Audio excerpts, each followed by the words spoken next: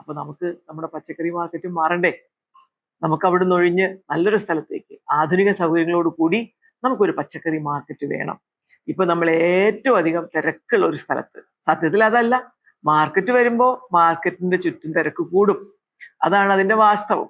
അപ്പൊ നമ്മൾ കുറച്ചുകൂടി തിരക്ക് അധികം വരാത്തൊരു സ്ഥലത്തേക്ക് നമ്മുടെ പച്ചക്കറി മാർക്കറ്റ് കൊണ്ടുപോയി കഴിഞ്ഞാൽ അവിടെയും പതുക്കെ തിരക്ക് വരുമെങ്കിലും കോഴിക്കോട് കോർപ്പറേഷൻ ഇപ്പൊ തെരഞ്ഞെടുത്ത സ്ഥലത്തൊരു പ്രത്യേകതയുണ്ട്. അതിന്റെ പിന്നില് നമ്മുടെ കലോനി കലാലാണ്. അവിടെ ഇനിയും കനാൽ സിറ്റി പ്രോജക്റ്റ് വന്ന് അവിടെ മനോഹരമായ ഒരു സ്ഥലം പിൻഭാഗത്ത് വരും. അതുകൊണ്ട് വേറെ തിരക്കൊന്നും അവിടെ ഉണ്ടാവില്ല. അത് ഭംഗിയായി കനാൽ അങ്ങനെ ഒഴുകും. പിന്നെ അതിന്റെ മുമ്പിലാണെങ്കിൽ നല്ല വിശാലമായ റോഡ് ഉണ്ടാക്കാനുള്ള സ്ഥലമുണ്ട്. അതിന്റെ വശങ്ങളിലാണെങ്കിൽ കല്ലുത്താൻ കടവ് പാലത്തിന്റെ അടുത്തുള്ള ജംഗ്ഷൻ, അത് നമുക്ക് വിപുലീകരിച്ചാൽ എത്ര വലിയ വണ്ടിക്കും ഒരു വിഷമമില്ലാതെ ഒടിച്ചെടുക്കാൻ പറ്റുന്ന രീതിയിൽ ആ റോഡ് നമുക്ക് വികസിക്കും. ഇനി വേറൊരു കാര്യം, നമുക്ക് നമ്മുടെ പാളയത്തായിരുന്നെങ്കിൽ ഒരാൾക്ക് അങ്ങോട്ട് പോകാൻ വലിയ ബുദ്ധിമുട്ടായിരുന്നു. ഇന്നത്തെ കാലത്തെ കുട്ടികളൊക്കെ അറപ്പുകൊണ്ട് ഒരുപക്ഷെ അങ്ങോട്ട് പോവില്ല. ഞാനൊക്കെ പഴയ ആൾക്കാരാ, നമുക്കിപ്പോ ഇത്തിരി പണ്ടത്തെ നമ്മൾ കണ്ട് ശീലിച്ചോണ്ട് ഇന്നിപ്പോ അതിലും ഭേദമാണെന്നാ എനിക്ക് തോന്നുക. എന്നാലും പുതിയ ആൾക്കാർക്ക് അവിടെ വന്ന് പോകുമ്പോൾ ഒരു ബുദ്ധിമുട്ട്. ഒരു വാഹനം കൊണ്ടുവന്ന് നിർത്തിയിട്ട് ആ വാഹനത്തിൽ പച്ചക്കറി വാങ്ങി വെച്ച് പോകാനായിട്ട് നമുക്ക് സാധിക്കില്ല. എന്തിനാ, ഒരു സ്കൂട്ടർ പോലും നമുക്ക് അവിടെ പാർക്ക് ചെയ്യാൻ പറ്റില്ല. എന്നാൽ പുതിയ ഒരു പച്ചക്കറി മാർക്കറ്റ് അങ്ങനെയല്ല. സൈക്കിള് മുതൽ സ്കൂട്ടർ മുതൽ നമ്മുടെ കാറ്, എന്തിനാ ലോറി പോലും ഇങ്ങനെ പോകാൻ പറ്റുന്ന വിശാലമായ റോഡുകളാണ് ആ കെട്ടിടത്തിന്റെ മുന്നില്.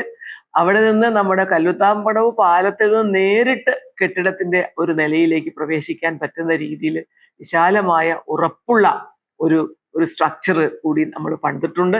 ഇന്ന് നിലവിലുള്ളതിൽ വെച്ച് ഏറ്റവും മികച്ച ഒരു രീതിയിലേക്ക് വേണം ഇനി കോഴിക്കോട്ട് ഒരു പച്ചക്കറി മാർക്കറ്റ്. അതിനുവേണ്ടി ഈ മാർക്കറ്റിൽ കച്ചവടം ചെയ്യുന്ന ഒരാളെയും നമ്മൾ നിരാശപ്പെടുത്തില്ല.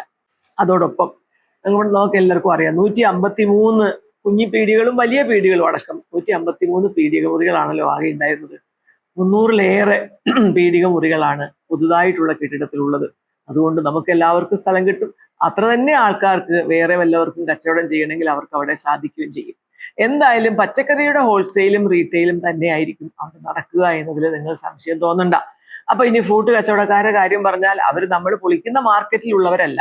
പൊളിക്കുന്ന മാർക്കറ്റിൽ ഉന്തുവണ്ടിയായിട്ട് പച്ചക്കറി കൊടുക്കുന്നവരുണ്ട്, പഴവർഗ്ഗങ്ങൾ കൊടുക്കുന്നവരുണ്ട്. അവരെ ഒന്നും കോർപ്പറേഷൻ കൈവിടില്ല.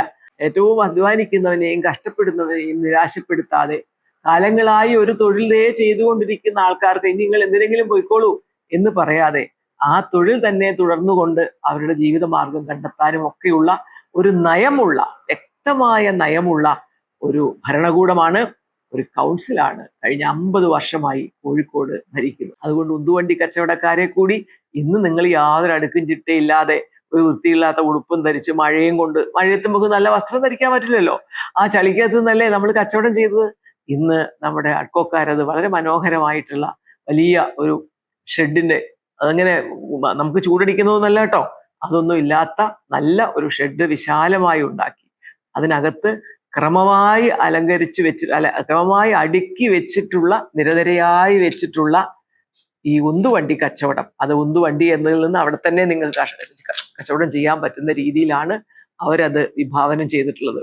അതുകൊണ്ട് അങ്ങനെ ഒരു സ്ഥലമാണ് നമുക്ക് ഇനി അവിടെ വരാൻ പോകുന്നത്. ഇതിനെ ആശ്രയിച്ച് ജീവിച്ചിരുന്ന തൊഴിലാളികൾക്ക് ആ കാര്യങ്ങളൊക്കെ നമ്മൾ ചർച്ച ചെയ്താണെന്ന് നിങ്ങൾക്കറിയാം. നമ്മുടെ ലേബർ ഓഫീസർ ഈ ഓഫീസിൽ വന്നിരുന്നായിരുന്നു അവിടുന്ന് വന്ന പ്രതിനിധികളോട് ചർച്ച ചെയ്തത്. ലേബർ കാർഡിന്റെ പ്രശ്നങ്ങളൊക്കെ എങ്ങനെ പരിഹരിക്കും എന്നതിനെ കുറിച്ച് പോലും മീറ്റിംഗ് ഒക്കെ വിളിച്ച് അതിന്റെ എല്ലാ കാര്യങ്ങളും ഈ മേഖലയുമായി ബന്ധപ്പെട്ട തൊഴിലാളികളുടെ നേതാക്കന്മാര്, യൂണിയൻ നേതാക്കന്മാരുമായി സംസാരിച്ച് വളരെ സംതൃപ്തിയോടെയാണ് പിരിഞ്ഞു പോയത്. പിന്നെ മറ്റുള്ള പലരും ഒക്കെ പല കാരണങ്ങളെ കൊണ്ടൊക്കെ ഇങ്ങനെയൊക്കെ പറയുമ്പോഴും ഉള്ളിന്റെ ഉള്ളിൽ എല്ലാവർക്കും അറിയാം നല്ലൊരു പച്ചക്കറി മാർക്കറ്റാണ് വരാൻ പോണത്, നമുക്ക് അങ്ങോട്ട് പോകണം. ഇവിടെ പുറമേയൊക്കെ പ്രതിഷേധം പറയുന്നവരും ഉള്ളുകൊണ്ട് അവിടെ എത്രയും വേഗം എത്തിപ്പെടാൻ വേണ്ടി ശ്രമിക്കുന്ന വിവരവും നമുക്കൊക്കെ അറിയാം. അതുകൊണ്ട് ആരും ആശങ്കപ്പെടരുത്. നിങ്ങൾ ഓർത്തു നോക്കൂ, എത്ര കോടികൾ ചെലവാക്കി, എത്ര സ്ഥലമൊക്കെ വാങ്ങിയിട്ടാണ് നമ്മൾ അങ്ങനെ ഒരു സംഭവം കെട്ടിയുണ്ടാക്കിയത്. 40, 50, 60 കൊല്ലത്തിലും അപ്പുറത്തേക്ക് പഴമയുള്ള പൊത്തു പോലത്തെ മുറികളിൽ നിന്ന് നമ്മൾ ഇന്ന് വിശാലമായ ആധുനിക സൗകര്യങ്ങളുള്ള, സൗന്ദര്യമുള്ള ഒരു സ്ഥലത്തേക്ക് നമ്മൾ മാറുകയാണ്. ഒരാൾക്കും ഇനി കുടുസുമുറിയിലായി എന്ന് പറയണ്ട. എല്ലാവർക്കും ഒരു 100 സ്ക്വയർ ഫീറ്റ്, 90-ന് മുകളിലെങ്കിലും സ്ക്വയർ ഫീറ്റ് ഉള്ള മുറികളാണ് ഏറ്റവും ചെറുത് തന്നെ. അതുപോലെ വിശാലമായ മുറികളും അവിടെ ഉണ്ട്. അപ്പൊ അതുകൊണ്ട് എല്ലാവർക്കും നല്ല സൗകര്യത്തോടെയും സന്തോഷത്തോടെയും അഭിമാനത്തോടെയും കച്ചവടം ചെയ്യാനുള്ള ഒരു അവസരമാണ് നമ്മുടെ പുതിയ പച്ചക്കറി മാർക്കറ്റ് നമ്മുടെ വെള്ളുത്താൻ കടവിൽ നമ്മൾ സ്ഥാപിച്ചിട്ടുള്ളത്. അതിലേക്ക് ഒരാശങ്കയും ഇല്ലാതെ നിങ്ങൾക്ക് എല്ലാവർക്കും അവിടെ കച്ചവടം തുടങ്ങുക തന്നെ വേണം. അതിനുള്ള എല്ലാ സൗകര്യവും ഈ കോഴിക്കോട് കോർപ്പറേഷൻ ചെയ്തു തരും. പഴയതുപോലെയേ അല്ല, എല്ലാം പുതിയൊരു രീതിയിലാണ് അവിടെ വരുന്നത്, സൗകര്യമുള്ള രീതിയിലാണ് വരുന്നത്. എല്ലാവർക്കും അവിടെ വന്ന് ഇന്നുള്ളതിന്റെ ഇരട്ടി കച്ചവടം നമുക്ക് കല്ലുത്താങ്കടവ് മാർക്കറ്റിൽ നടക്കും. ബസ് വേണോ? നമ്മൾ വിചാരിച്ച ബസ് അതിലെ ഓടൂലേ? എന്തിനാ വിഷമിക്കുന്നത്? അതുകൊണ്ട് കാർ പാർക്ക് ചെയ്യാൻ സ്ഥലമുണ്ട്, സ്കൂട്ടർ പാർക്ക് ചെയ്യാൻ സ്ഥലമുണ്ട്. ഇനി ബസ് വേണമെങ്കിൽ കുട്ടി ബസ് വേണോ, വലിയ ബസ് വേണോ, ഇതൊക്കെ നമുക്ക് അതിലെ ഓടിക്കാമല്ലോ. അതുകൊണ്ട് ആരും ആശങ്കപ്പെടരുത്. വീണ്ടും വീണ്ടും പറയുകയാണ്, ഈ ഒരു 2 മാസത്തിനുള്ളിൽ തന്നെ നല്ല രീതിയിൽ നമുക്ക് അങ്ങോട്ട് മാറാൻ കഴിയണം.